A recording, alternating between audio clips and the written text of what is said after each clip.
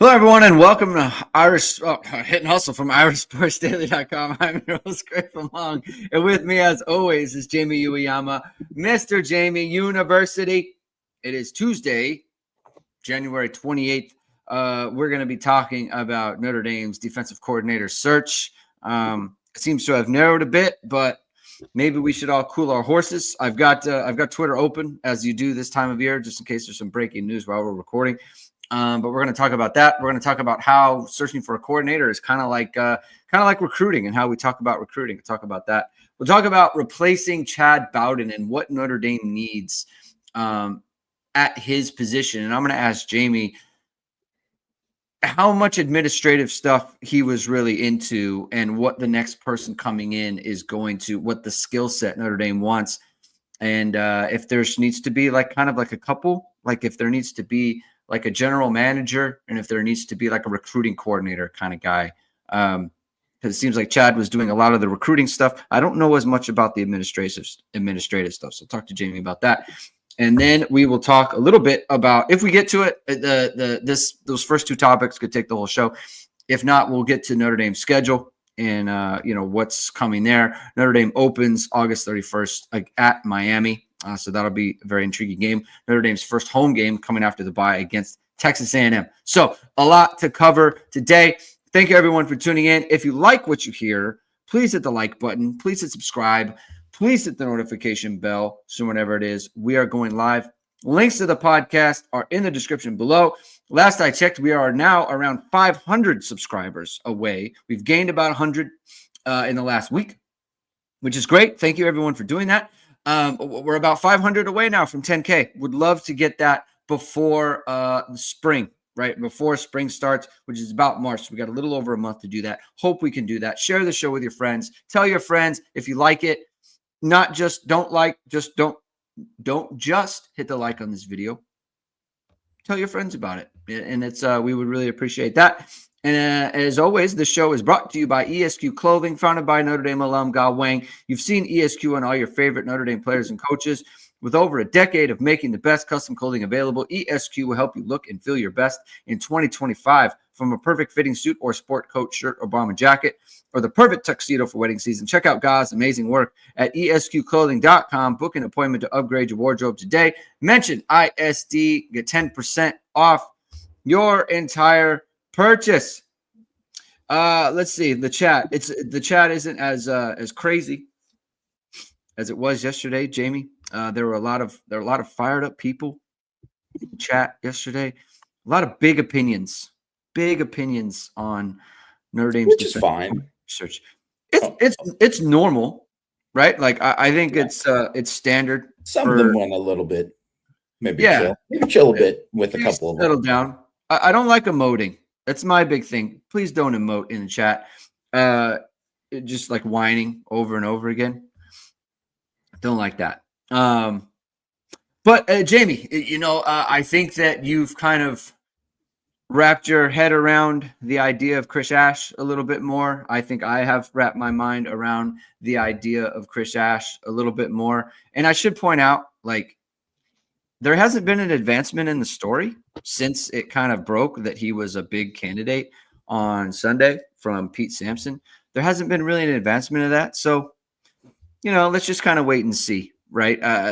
Colin Klein, he was very likely to be named OC. He was not. Andy Ludwig was very, very likely to be named OC, and he was not. So what it is now doesn't mean that's what it's going to be. But you've had a little bit longer to process how this could work with Chris Ash. Do you have any, like, 24 hours later from when we spoke yesterday on Power Hour, just kind of like where your mind is at with that? Yeah, I mean, I posted a little bit on the board. Man, I can't even remember when I did it. I might have even done it before the Power Hour. So I think it was actually. Yeah. But, just kind of detailing what he's done and the improvements and all that kind of stuff that he's made at previous places and all that. But I think, like a lot of people, and, and I know Mike brought it up, and then also too, I think like Tim Priester from Irish Illustrated brought it up as well too, about his kind of how he was perceived at Rutgers. Demeanor. Yes. Yeah. And I will say that too. Like, yeah, that has to be like something, obviously, first and foremost, that has to be, it is a question. And that is something that Yeah. you would really need to answer. And sometimes people just are who they are. I mean, let's be honest. Harry Heastan, not the, you know, not the friendliest guy, friendliest coach out there on the field. Still, you know, obviously the guys who played well for him loved him, just absolutely loved him. You know, so I think there's some of that, but also too, like, I think when you're around someone, you know, I mentioned kind of like you can be around somebody and this is how they get it done. So Urban Meyer got it done that way. Yeah. And you kind of try to emulate that, and you kind of find out that that doesn't work for you. Maybe that works for Urban, but it doesn't work. And also too, with Urban, never ended well. Didn't end well anywhere, right? So that's also you know, something to think about there. But I just think that when I think about this specifically, and I saw this tweet, and it was about Brian Schottenheimer getting hired by the Cowboys. And I mean, that could absolutely be, I mean, that is a wild thing.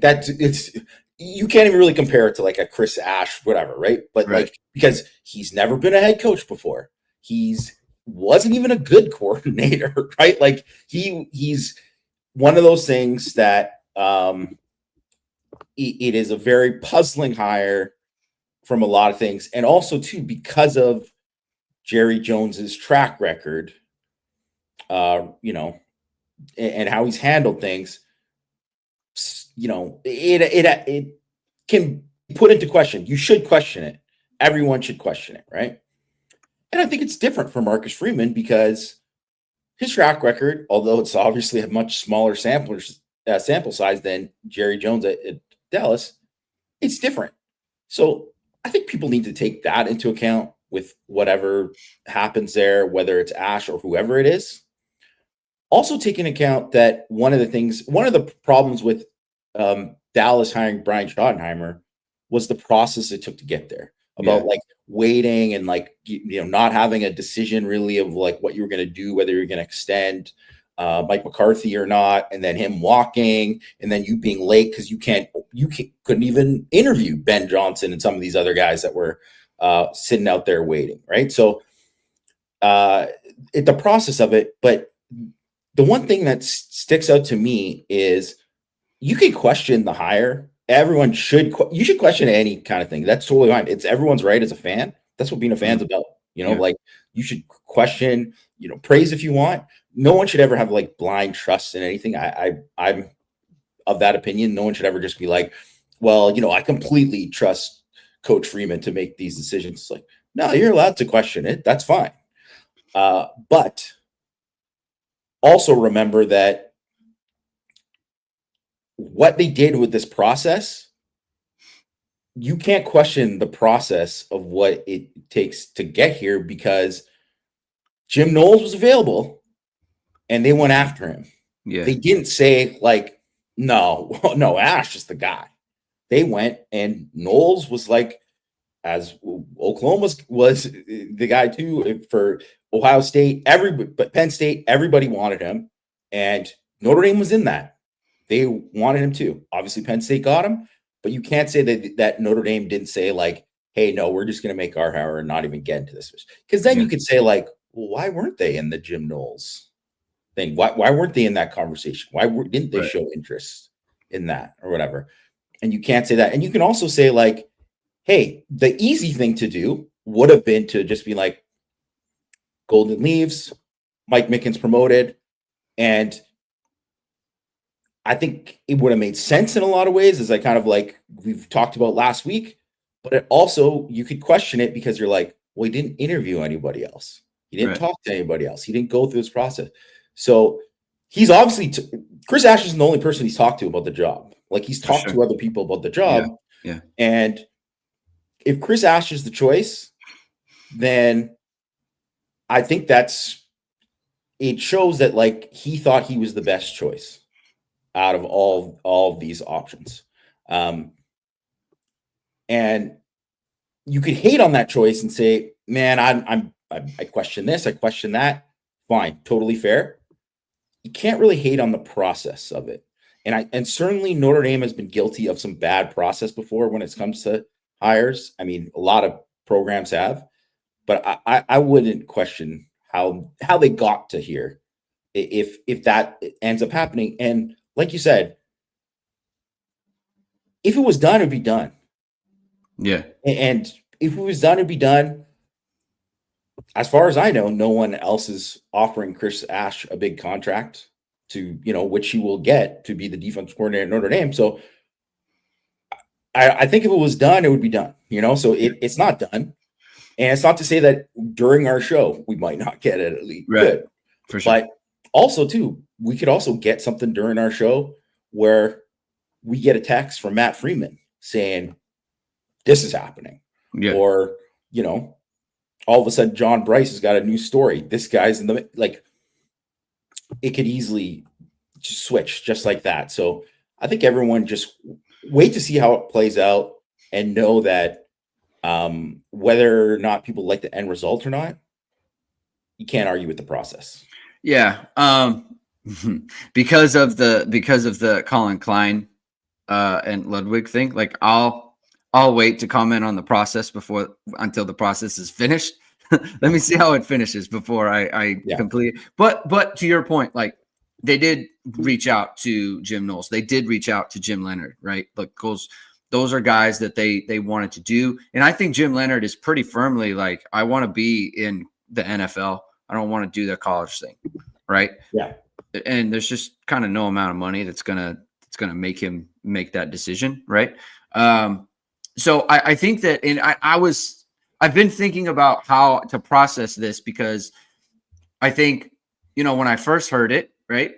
And even yesterday we were kind of like, I don't know about this, I just, and I made the comment to you, like Chris Ash, like everything that everyone has said, everything that you put on the board about him, about what he's done at Wisconsin, what he did at Ohio State, what he did at Texas, and it, even at Rutgers, and the positives and why he should be maybe more well regarded than he already is at this point, right?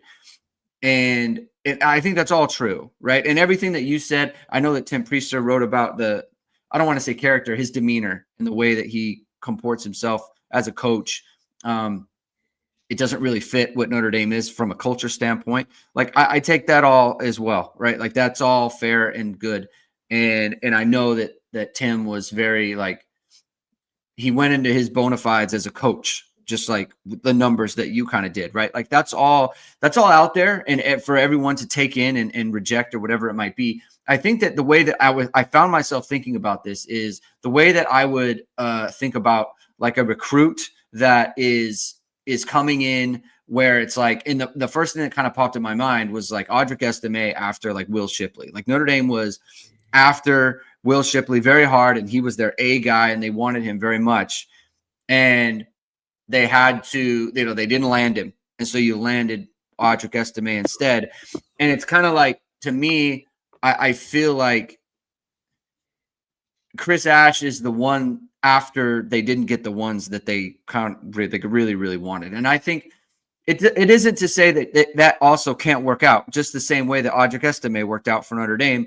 And the thing I said to you is like, Ash seems like the type of guy that I use the school Maryland just as a shot, but maybe someone like Arizona or someone like Baylor or whoever, like some school where it's like, that's a good school. They take a shot on a guy like Chris Ash because he hasn't really been in coaching for a bit. Like he hasn't been in coordinating. He hasn't been in coordinating for a bit. There's a little bit of these questions about demeanor and all those other things. It's like, let him go to Arizona. Maybe, and then if he goes to Arizona and there's 2 years, it's like, then he becomes a hot name that everybody wants, right? Notre Dame is basically making that bet of we think that like we don't need him to go to Arizona or to Maryland to know he can help our program and he can do the things that we want to do for our program. That's the bet that they're making. And I think that everyone it likes to be binary, either good or bad, right? Home run hire, not good enough for Notre Dame, right? And we just don't know that to be true. And we can evaluate it that way. And my thing was, and I kind of still feel this way, is, you know, when because a lot of people have been comparing this to Al Golden. And the thing you have to remember about Al Golden is A, it was kind of a risk at the time. And B, like that was Marcus Freeman was just got hired. He was a new coach. No one knew about him. The ability to attract a high quality candidate, yes. At the time, it was different. Now you just had Al Golden. They just had a top defense for the last 2 years. Al Golden has now been promoted to the pros, right? Like Al Golden helped make it more of an attractive job, right? So you so my thing is like Notre Dame should be able to attract more of a sure thing, someone you can have more confidence in. There's not as many questions, right? Like that is where I'm at now. Those people are, you know, Jim Knowles and Jim Leonard, or they're not coming to Notre Dame. Like they did try to get those guys who are like a little bit more well known, a little bit, you can have a little bit more confidence. And now they're on to Chris Ash.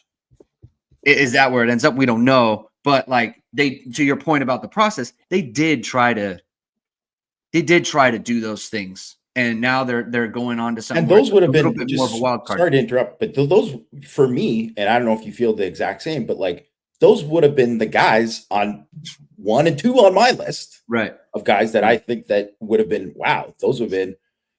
I think everybody would check them off as home run hires. Sorry to interrupt, Greg. No. I'm kind of wrapping up my point. Is like that just because like I think what happens is, you know, you make a list, right? Everyone makes a list, and I think that everyone reads the list and says, this is who I want. And if they don't get them, then it's like, well, it's kind of a failure. Where multiple people on a list can do a good job and it can all work out, and they can advance the program and things of that nature. And so like that's kind of where I'm at with it. And I think it'd be good for fans to kind of adopt that like recruiting mindset of it, is just like, just because you didn't land Will Shipley or you didn't land the guy, see like Chris Sabo, like Ash sucks, like that is like so elementary. Like anyone can say that. Like literally any person can come in and not like something and say something is terrible. Like, what are you telling me? Like the same people had these I remember having these conversations about the guy who just had 3,800 total yards and 38 touchdowns and led them, Notre Dame, to a national championship appearance after beating Georgia and Penn State in the Sugar and the Orange Bowl. Like people said this about Riley Leonard. I remember these conversations. And it's like they were a waste of time then, and they are a waste of time now. Like the world does not exist in a good sucks spectrum. That's not how it does, right? That's not how it works. And so I can't. And Chris, I've seen you in the show a bunch. If you continue on this, I will put you in timeout again, and you will not be on the show. I don't want to see it anymore. Like we need to do better. We need to talk about this better, like adults do. You've shared your opinion. Like adults do. Yeah. Like so that's just kind of where I'm at. So, how do you feel about that situation? Like in terms of, because I know we kind of talked over the show. Like you kind of hope it's someone else. But if it isn't someone else, like there are reasons to think this could be a benefit to Notre Dame and it could work out for them. Like, just kind of where are you at with that? Okay, so wait, put it again. How do I feel? So basically, I know we talked out yesterday and it was like, I kind of hope it's someone else. And the reason is because we wanted someone we were a little bit more confident that we knew could come in and call the defense, and be a part of a staff that were kept Notre Dame at a high level. Yeah. Right. Like, how confident am I in that Chris Ash will do that? Right. I don't know. I think I am like, I'm fairly confident that he will do a good job. I don't know. I don't feel confident he will do as good a job as Al Golden. That's tough, though. Right. I know, but I'm just saying but that is what, if you didn't have someone who did as good a job as Al Golden, Notre Dame's not playing for a national championship. Yeah. So that is the bar, right? That's the bar that you're trying to reach to. So I'm not to say that he couldn't do that, but that's not how, I feel about it. Right. And I would say too, I think there's different, if I look at, say, like Ole Miss's defense last year, right? Mm-hmm. Ole Miss, they finished 4th in DF plus, right? Combined FBI and SP plus rankings. Like, obviously, you have a top 5 defense. It's pretty great, right? You look at like all their kind of metrics of where they are and all that, and you like where, if you just said by the numbers, you'd say, well, if you hired Ole Miss's defensive coordinator, well, that would be a home run. Look, the guy had a top 5 defense. Well, a lot of that had to do with Ole Miss's talent, specifically on the defensive line, that got him there. And he's God, now I don't know why I'm blanking on his name right now, but he was the longtime Alabama guy, right? And his whole thing is that, like, he's had a ton. First of all, has anyone had more talent to work with than this guy? Over like, he's going up, there, and then Ole Miss, they're loaded. And it's not to say that he wouldn't be a good coach, and he has been a pretty good coach, but it's just like, I see someone like that and I'm like, okay, this guy's pretty good with that material, but what is he like when you got to adjust to the material? So it's why, when you look at like Mike Elko, and one of the reasons why Pete Golding, thank you, Adam Dowling, Pete Golding's the guy. It's why when you look at Mike Elko and when he was hired, right? And at that time he was at Wake Forest, and he had basically, his thing was Wake Forest played way above the level of their talent, right? And that's something too. When you look at like those Wisconsin teams that Ash went on, and that's one of the reasons why he got the Ohio State job, is because that Wisconsin team was like, people were like, man, this is good defense. And they don't got a lot of NFL dudes on this defense, right? Right. So that's kind of where you're at. So I think there's a lot of things where you can look at, say, like, well, Ash, I think, could be good because he's done this before, and his defenses have taken things and improved from like bad situations. But I always think with Notre Dame, and it's not that they don't have, they get a ton of talent coming back and all that too, but I also don't know if, like, say there's the injuries this year and there's all these things, you got to move all these pieces around. What's he going to be like there? And maybe there isn't somebody that could be that. Maybe even Jim Knowles probably wouldn't even be able to maybe do the job that Al Goldman did.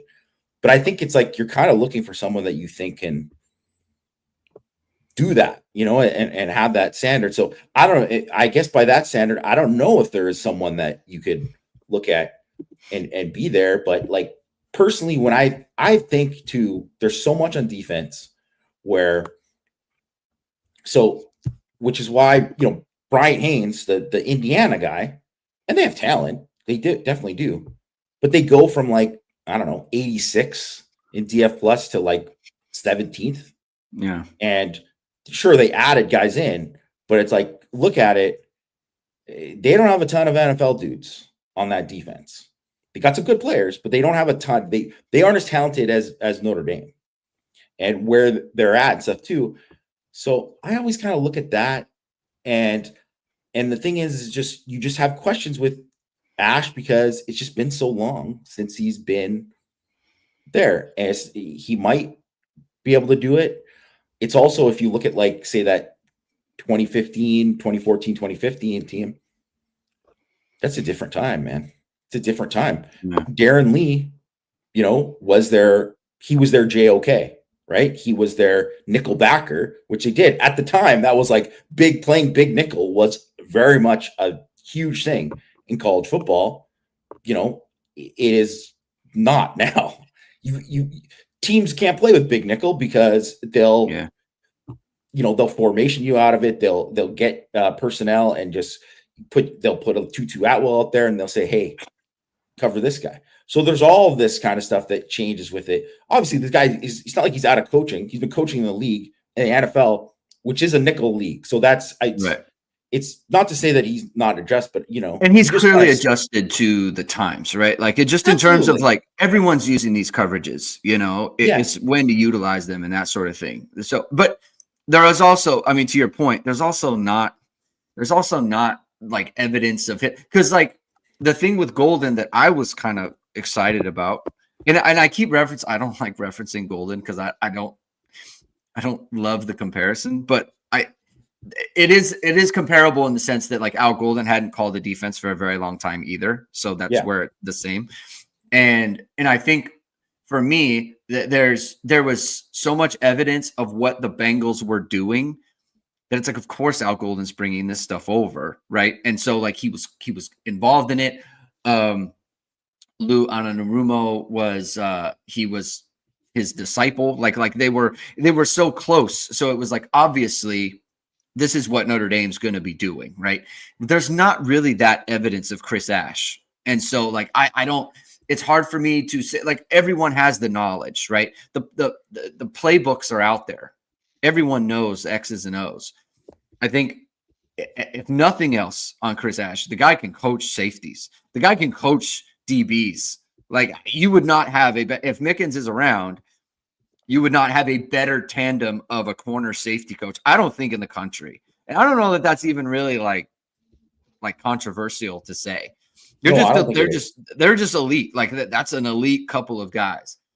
How does that fit? And I think that for fans and for me as well, there is the Mike Mickens kind of, people thought he was going to be the guy. And now it's like, well, what happens with him? Like everything is always, everyone's kind of always saying, if Notre Dame can hang on to Mickens, it's just kind of out there, right? How does he feel about this? And that part also muddies the waters for someone like Chris Ash, where it's like, it is, and if it was him, it is tough from a chemistry standpoint as well. And this will be for anyone, by the way. It wouldn't be just for Chris Ash, but it's tough from a chemistry standpoint because Mickens obviously wants the job.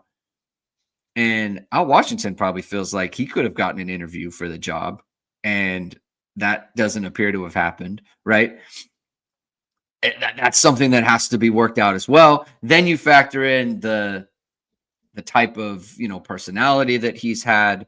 It's just like, that is an odd fit there. So there's the football stuff and there's the evidence. And then there's like the mechanics of Notre Dame's specific situation. It's frankly not just people. It gives me pause. I think it gives you pause as well.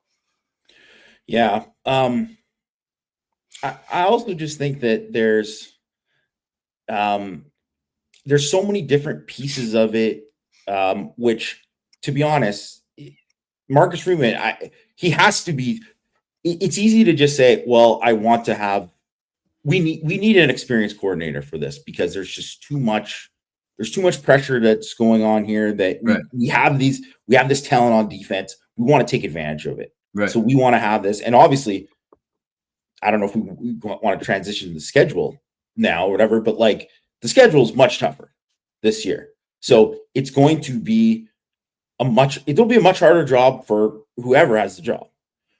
But part of doing that and saying, I need this to have success is you have to weigh all these other factors. Like, well, does that mean Mickens is gone?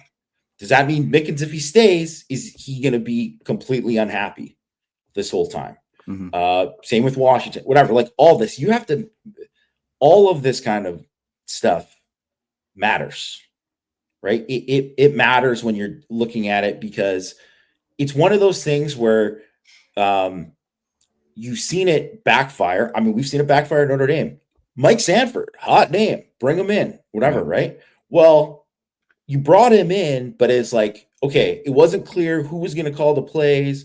And then Denbrock was like calling the plays, but it was like Sanford is also kind of like involved there. And that was it. Yeah, hey, worked out great in 2015. 2016 it did not. 2016, it was bad. It was really, really bad. And by the way, Mike Denbrock felt some kind of way about that. He definitely did. He definitely did. Yeah. And I think too, like one of the things with Michigan, and one of the reasons why when Harbaugh had his thing that went when they had the down years with him at Michigan, was because he brought in like, it was like Pep Hamilton and Drevno and and two other guys who were coordinators and all this, Gaddis, whatever. And it was like, well, who's calling plays here, right? And like, if you look at like one of the things with why it worked out for Michigan, was guys put egos aside and said, okay, this is Gaddis's offense at that time, or whatever. Like, or when things started to go well, and then they were like, okay, no, now Sharon Moore's offense and whatever, right? And that's how it has to go. So if you don't have that figured out, it doesn't matter how good the guy is, because a great guy, but staff that isn't cohesive can make it all fall apart, right? So it's easy to just say bring in like all-star coaching staff. I mean, I think USC brought in a bunch of good coaches. And I mean, in terms of improvement, yes, it absolutely was like massive improvement for them. And I think they did a good job there. But, you already saw, like, obviously. Ents left. Yeah, he left. And I don't know how long everybody else is going to stay there. Yeah. And I heard Danton Lynn was like looking for an out to try. I mean, he wanted to get to the league. So I don't know. I mean, they brought in Rob Ryan, which I'm sure this guy's not going to be heavily involved in recruiting, but he's not to say that like another personality, right? Like it's another, yes. Yeah. But he has a relationship with them. So that kind of makes sense. Maybe that will be better. Maybe that will be better for chemistry of all that and how that works out. Right. So all that kind of stuff has to fit, because if it doesn't, that's how you can go from like, hey, man, we were like this close to national championship, to being like, man, we're like, didn't make the playoff, like, so we went 9-3. Yeah. All of it has to be taken into account. Yeah. And it's again, and for Mickens too, like, okay, I'm not getting the job because Jim Knowles is coming, or even Jim Leonard. Like, all right, I don't love that, but I see it, right? I understand. And I still have a path, right? I'm not getting the job because Chris Ash is getting it. Now for him, he might feel a little bit different about that. And, this is one where I don't want to speculate too much, because I am not, I don't have any ins with Mike Mickens or anything like that, right? Just thinking logically, if Mike Mickens wants to be a defensive coordinator, and he probably wasn't really fishing around for it, or, these jobs hadn't really thought of him like that, because, well, he'll be Notre Dame's defensive coordinator. Marcus Freeman did kind of imply that he was ready to do it, and he would take the job, right? Like he would offer the job to Mike Mickens if it came open, and it didn't. And so now it's like he's kind of behind. If I'm Mike Mickens, it's like, well, the coach is saying I need experience to call plays. How am I going to get experience here calling plays? I need to go somewhere and get experience calling plays. And to me, this is like, it's kind of like the Tommy Rees thing. Like Tommy Rees, after he didn't get the head coaching job at Notre Dame, like to me, it was kind of like, all right, like when he gets an offer that he likes, he's going to go. And that's how I feel about Mickens. Like, he has no reason to say, I'm going to wait around for Notre Dame's job to be open. Like, he's going to, I mean, if like, that's why everyone keeps saying, like, oh, we got to keep Mickens. We got to keep Mickens. Like, you got to, in my opinion, you got Mickens for one more year at this point. Unless something happens and he is actually a defensive coordinator, you got him for one more year, and that's it. People need to wrap their mind around the fact that, like, they're going to be looking for a cornerback coach, if not this year, next year. Yeah, and the one thing too, what people always forget about this kind of stuff is there's not always everybody wants to. Since I've covered the team, there have been numerous guys who have been like wanting to get a head coaching job or wanting to get a coordinator job who haven't, and it just hasn't happened for them. And no one wants to be Tony. I was going to say, no one wants to be Tony Alford. Yeah. No one wants to be Tony Alford, like RB coach for life, you know? Yeah. And honestly too, like, if people thought he had the chops to be an OC, he would be an OC. You know, I think that's probably, you know, what would have happened for him at some point or whatever, or he would have got, you know, like I heard I don't think some people aren't meant to be a head coach. Yeah. And I don't think maybe he's one of those guys, but no one wants to be that. Everybody wants to, you know, move on to the next thing and get promoted and do all that. Right. So, I think it's just tough. That's why it's so tough to keep, the days of, you know, Nebraska having like guys for 30 friggin' years. I mean, having a coach, even Mike Mickens being at Notre Dame since 2020. So he's been at Notre Dame for 5 years. That's a long time. It's a long time. Yeah. That's a long time.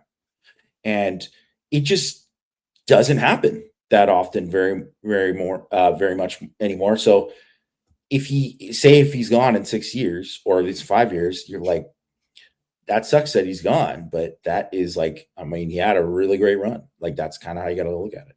Yeah. So we'll continue to monitor that situation. Irish Sports Daily will be all over it, and I'm sure all the beats are going to be all over it. So, you know, there will be news out there, and look, we'll adjust to it, right? It is what it is, and we're going to evaluate it. And like, I'm not going to do the thing where it's like, this sucks, you know, this is terrible. It's just, this is what it is. Like, every situation can work out. Same as recruiting, right? Same as recruiting, man. People were not fired up about the cornerback class last year, you know, when they signed, you know, Carson Hobbs and Leonard Moore. They people wanted more than that. And how'd that turn out? You know, Leonard Moore seems like he's pretty good, right? Sometimes you just don't know what you're getting. You do know what you're getting if you go to VSR Media, though. That they've got a top of the line highlight reels, long form video storytelling, all that stuff, headshots. They do a great job over there. So you're going to want to head over to VSRmediacompany.com, founded by Notre Dame football pregame host and Emory Award-winning anchor Vahid Sadrazadeh. VSR Media provides professional and cinematic video and photo. Whether you're looking for a collegiate or pro-level highlight reel, have a personal story to tell, or are aiming to diversify and grow your business, VSR Media specializes in short and long-form video storytelling, social media management, website design. VSR Media also captures professional headshots, senior, and sports photos. Contact them at VSRmediacompany.com. Mention Irish Sports Daily to receive 20% off your first project. Visit them online or give them a call at 574-800-9106.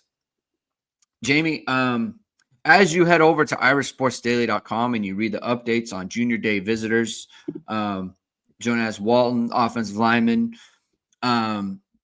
you'll be wondering who's actually involved in this now that Chad Bowden is gone, and how is this all operating? And I think it's a question we all have. I think a lot of the recruiting staff is still around.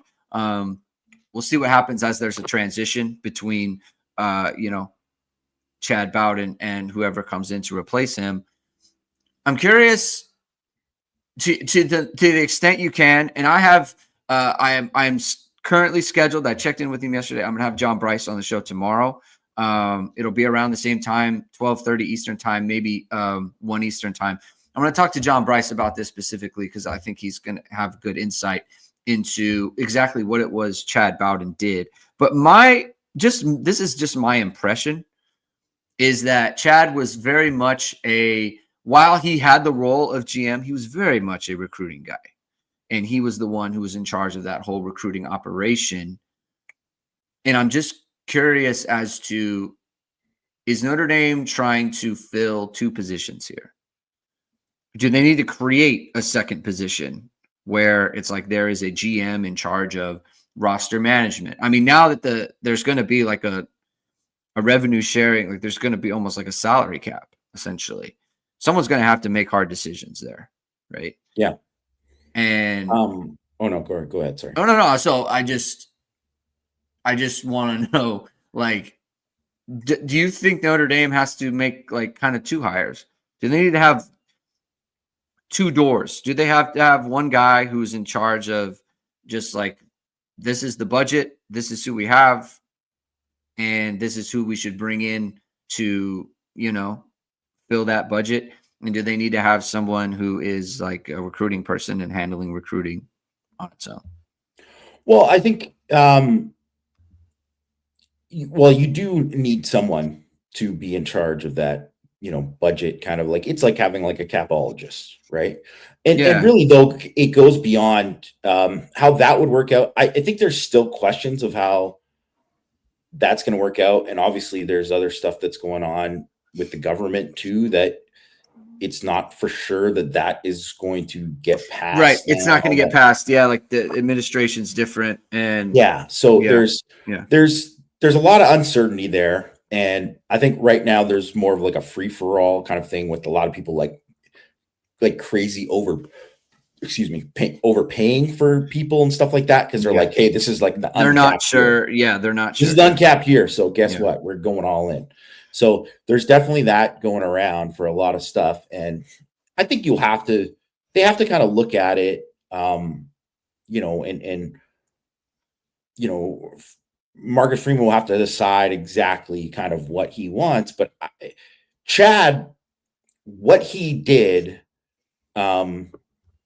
was, yes, he's recruiting for both high school and portal. Like he's very involved with all of that. Right.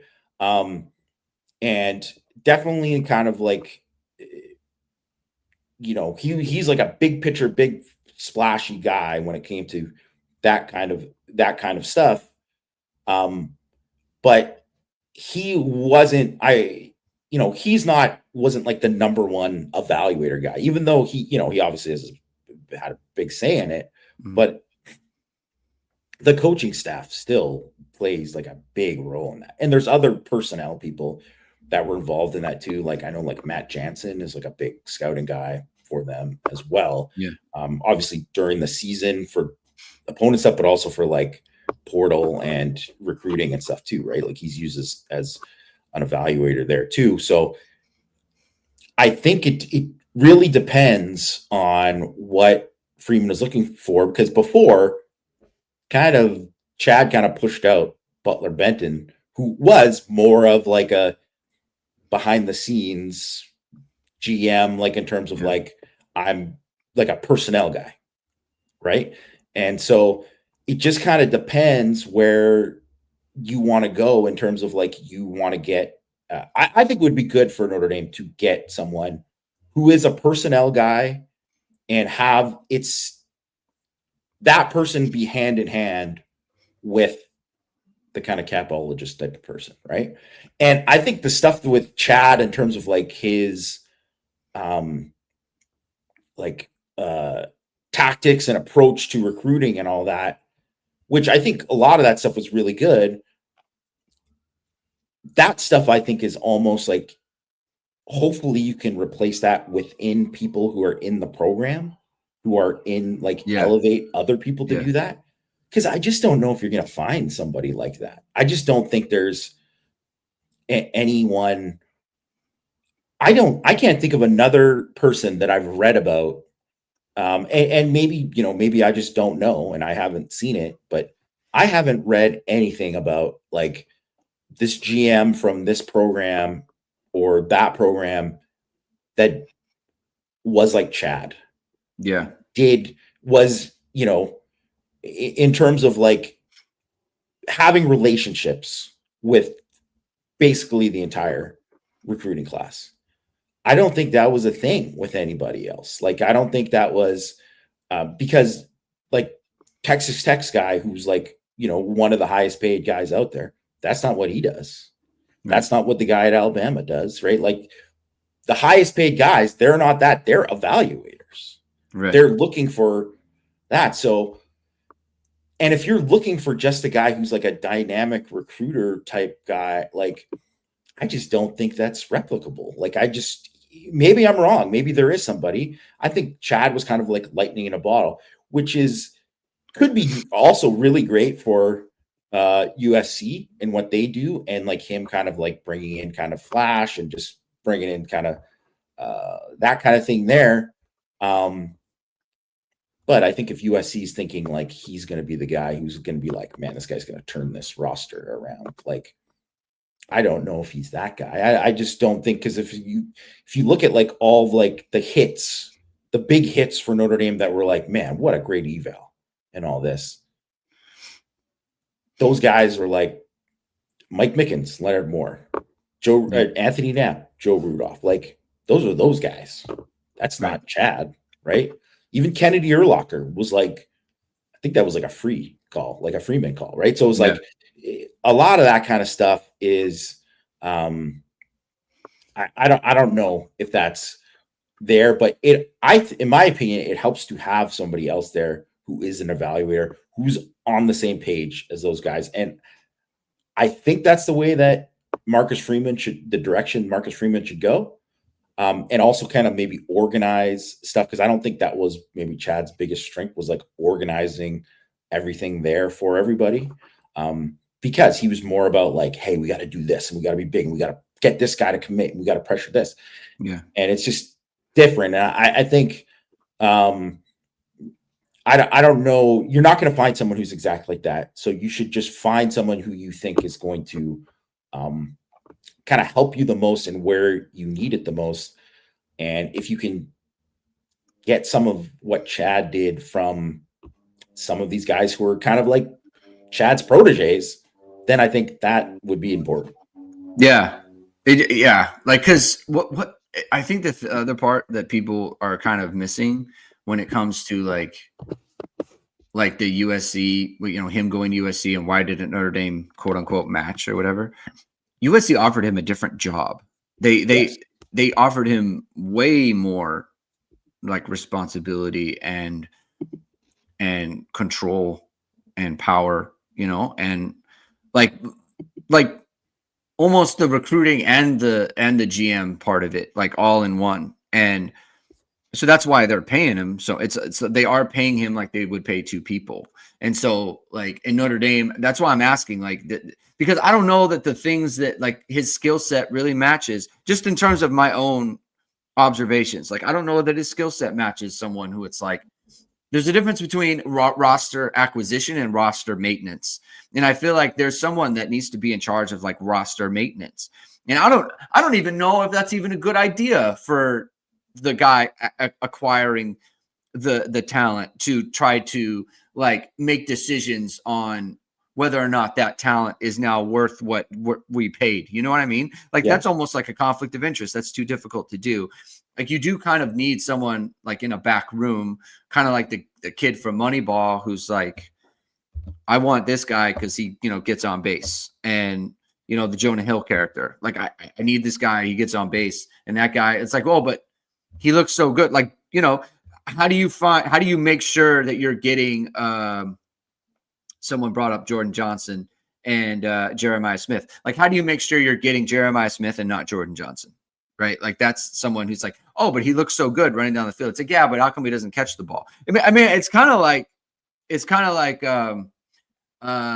Derek Meadows from this last class, where it's like all this time spent on him. It's like, well, if he's so good, how come he doesn't catch passes? Like, oh, have you seen him at camp? Like, he runs down the field and he can run this post route and he's like this great in drills. It's like, yeah, but how come he doesn't catch passes in games? It's like something like that where you need kind of someone in the back kind of making that decision on where that goes. It'll be interesting. It'll be interesting to see, what direction Notre Dame goes with that, as far as recruiting and GM and the moves that they make. I'm fairly confident they'll come up with a good plan on that one. Yeah, I think they will. And also I just want to add to what you were saying too. I think it's so important that if you're going to get somebody, and obviously when you're evaluating these guys, you're evaluating player before anything else, right? Yeah. Because if the guy can't play at a level that you think is going to help you develop into a guy who can play on a team that can win a national championship, then he shouldn't even be on the list. And that really was, I think, was a problem with a lot of BK classes. Was they got guys that were like, I mean, they're good Notre Dame kids, but they weren't like guys that were really going to be ever had a chance to develop into those types of guys. And so you have to get those types of guys. At the same time, you have to have someone who understands this guy has a shot to be successful within the culture of the program and within the culture of the school. Yeah. Because if that doesn't fit, it never works out. And there's sometimes obviously you take chances, but that's also was a BK problem, was he took chances on some guys that was like, he should have never taken these chances. And then it was like the opposite way, which if you're going to write a book on like, the Brian Kelly era at Notre Dame, that's kind of like, it kind of has to go it's part of the story, right? Was that he struggled to find a happy medium with a lot of that. Unfortunately, you mentioned Brian Kelly, and so therefore now LSU people are going to be in your mentions. Anytime you bring him up, it's just like a big problem. It's a big problem, Jamie. I brought up BK regarding Marcus Freeman last week. It was a huge problem. They didn't like that. You can't talk about him. You can't talk about him on the thing. We are going to talk about Notre Dame's schedule here. Open. Let me. This is really bad by me, Jamie. I apologize. I have to apologize for this. I should have brought a graphic. I should have had a graphic ready to go. And B, I should have just had the schedule up so we didn't have this dead time. So that's hand up by me. That's off season. I'm in off season form right now, and I apologize to anyone. Here we go. 2025 schedule. August 31st, you open at Miami. The 5 and the next 6 are at home. You're home for Texas A&M, home Purdue, at Arkansas, home Boise State, home NC State, home USC. Then you have your second bye week at Boston College, home Navy, at Pitt, home Syracuse, at Stanford. There were some rumors going around that the Stanford game was going to be in the Rose Bowl. I don't know if that's happening. It really hurt my feelings though. I was gonna go to that game. And no, I'm not going to go to that. Would have been really cool. That's too bad. Yeah. That would have been really cool. I agree. I thought that was a great idea when I originally heard it. So I also thought it was a great idea. Yeah. My feelings are hurt. And I wasn't even doing it for selfish reasons, like you just trying to want to go down the street just to go to the game. But I actually thought that would have been as a uses of a Shamrock Series type of game. That to me is way cooler than Yankee Stadium. Yeah. What do you make of the schedule?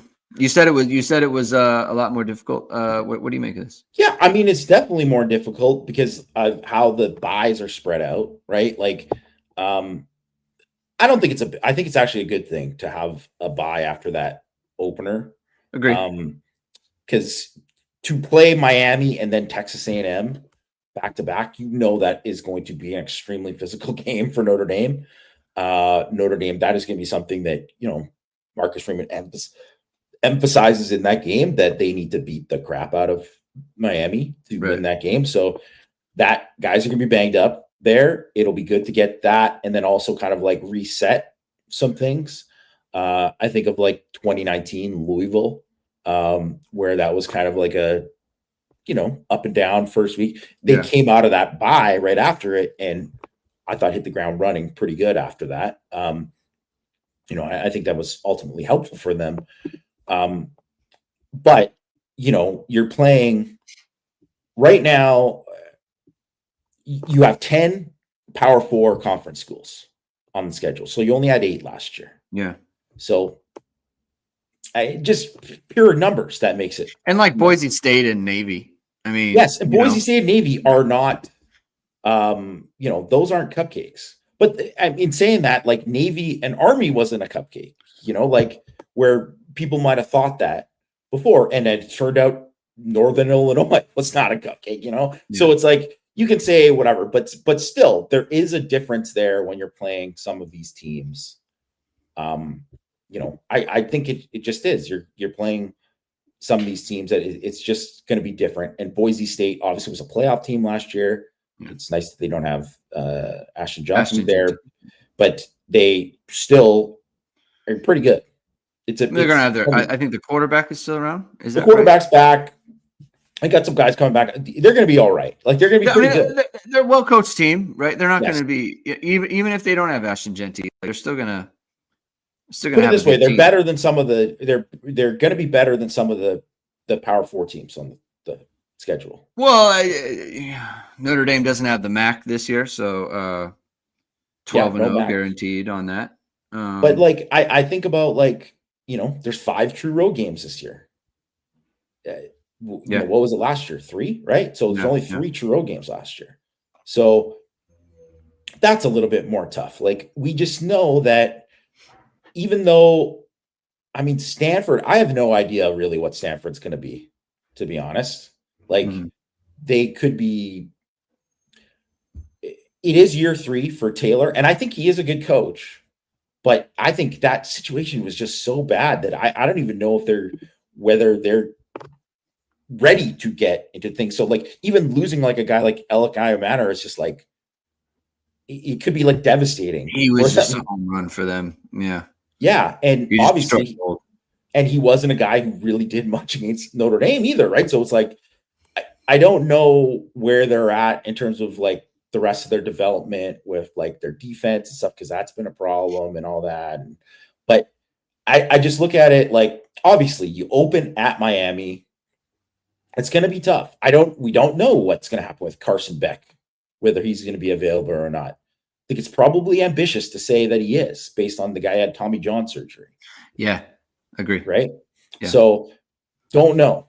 And then also, even if he does, how much practice is that guy going to get? Like the arm strength, is that going to be there? Is that even smart? Like I don't know. Have no idea. So I think there's a lot of questions there. Miami's obviously going to be a talented team.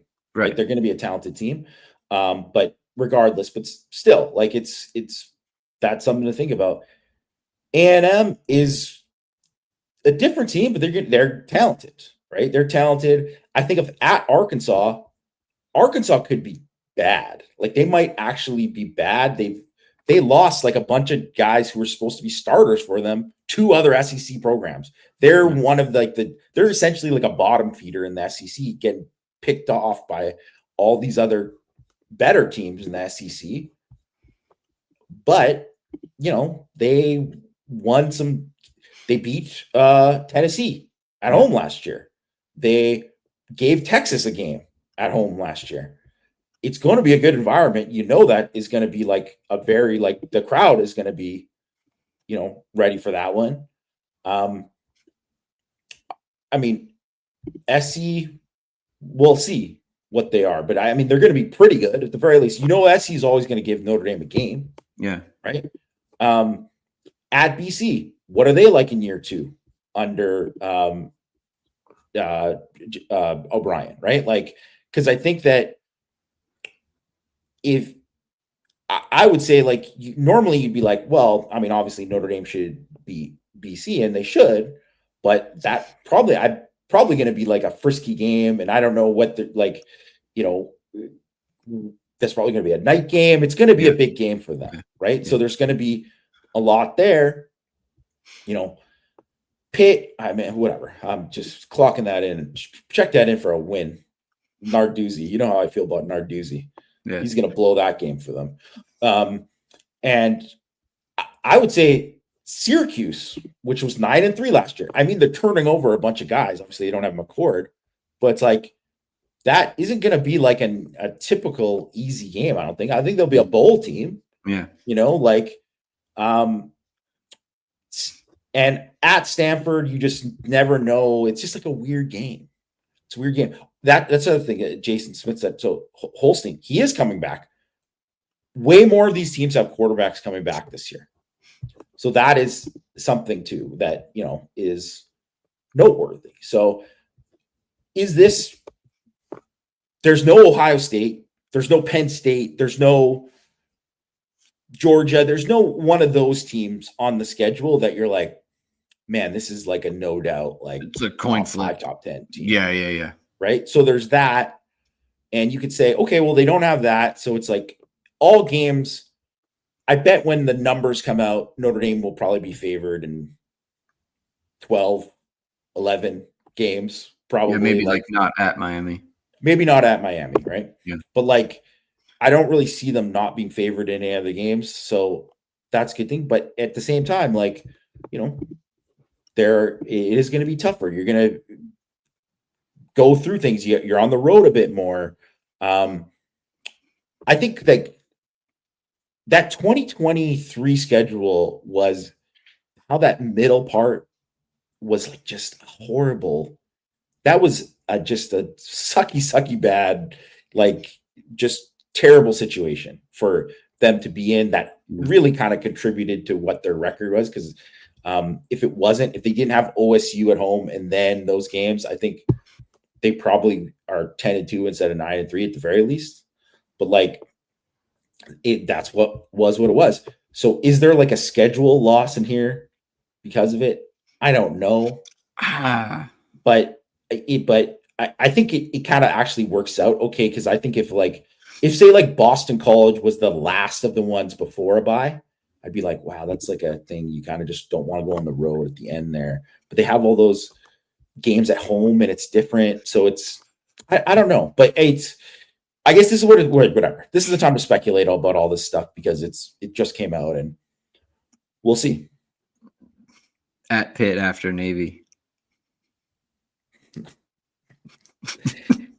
There's just no way they're losing that game. And also too, by that time of the year, Pitt will have fallen apart and just listen. I don't care. I don't know care. if Wilson will be the quarterback then. I don't care what the situation is. If Kenny Minchie is on the roster, Notre Dame has to start him in that game. They have to. You just have to. If he's on the roster, you got. That would be great. That would be fantastic. Hey, fun fact: Marcus Freeman, more losses to the MAC than USC. Wow, is that true? Wait, he's got the Northern Illinois. What was the other one? It wasn't Marshall. Are they in the MAC? I thought they're Conference USA or something. Oh, well, that's not fun. I thought they were tied with the same amount of losses. Were they in the MAC at one point? They were in the MAC at one point. I'm counting it. Okay. All right. I'm glad I didn't tweet it, and then it would have been wrong, and that's not fun. All right. Well, that'll do it for the show. Thank you, everyone, for tuning in. Reminder, I'll be back tomorrow around 12:30 Eastern Time, 1 o'clock, with John Bryce of Football Scoop and contributor Eilish Illustrated. So, yeah, look out for that. These things are always tentative because news breaks, and he's a news breaker. So if something comes up and he can't do it, then we'll have to reschedule it. But that right now, get that on your radar. One thing to get it on your radar, hit the like, hit subscribe, hit the notification bell sooner, whatever it is. We are going to go live, which will be tomorrow, hopefully. If not, we'll be back on Thursday for another show of Hit and Hustle. All right, have a good rest of your day, everyone. We'll talk to you tomorrow. Keep hitting and hustling.